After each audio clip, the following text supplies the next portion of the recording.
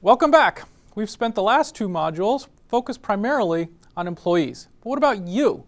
What are your goals as a people manager? To think about this, let's go back to the people manager value proposition. And let's first focus on this part of the equation. So what do you need to do here? You need to think about what makes your organization make money. Or if you're in a private sector or nonprofit organization, what are the things that your organization is trying to accomplish? How does it serve stakeholders, the public, or some kind of clientele? And then what does your work group need to do to accomplish these organizational goals? Remember, it's ultimately people in the organization, your people in the organization, who are going to determine whether the organization is successful or not by being able to accomplish the things that it needs to accomplish. And then you as a manager, you need to devise a strategy for deploying workers to accomplish the tasks that will ultimately determine whether or not the organizational goals are met. Going back to the people manager value proposition, we have this right side of the diagram. Three very key tasks that any people manager has to do successfully. And each of these will be the subject of a follow-up course to this initial first course in our HRM specialization.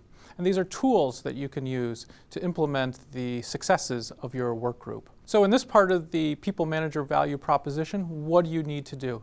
You need to determine what HR professionals call KSAs, the knowledge, skills, and abilities required of your team. You need to go out and hire people that have these KSAs and or help develop your staff to give them the KSAs that they need to be successful in your work group. You need to set appropriate performance objectives for all of your employees. Help them achieve these objectives. Help them understand what objectives they're meeting, what objectives they're falling short on, and how they can do better to meet these objectives. And then you need to recognize and reward good performance.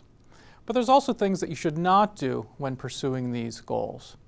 You should not do everybody else's job. You're probably very good at everybody else's job. That's why you've been promoted to a managerial level. But it's no longer your job to do everybody else's job. Let them do their job. Don't be a micromanager. Don't assume that you know best. You probably have very good ideas. Share that with your team, but don't cross the line and become a micromanager. Let other employees develop and ultimately become as good as you are at those underlying tasks.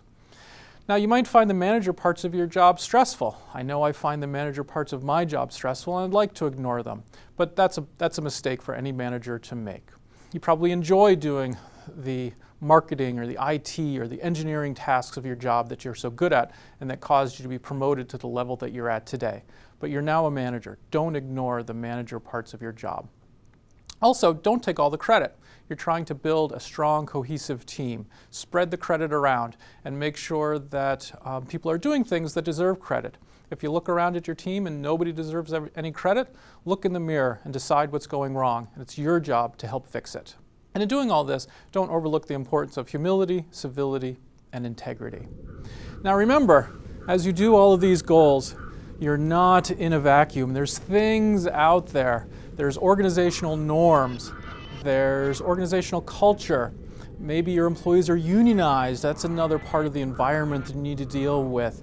There's laws. There's other types of things outside the organization as well. So you have all these important goals. And as you're pursuing these goals, don't pretend that you're in a vacuum. Don't assume that you're in a vacuum. There's lots of other factors in this environment. You're part of a complex system, a number of constraints. We're going to spend the rest of this module focusing on these constraints.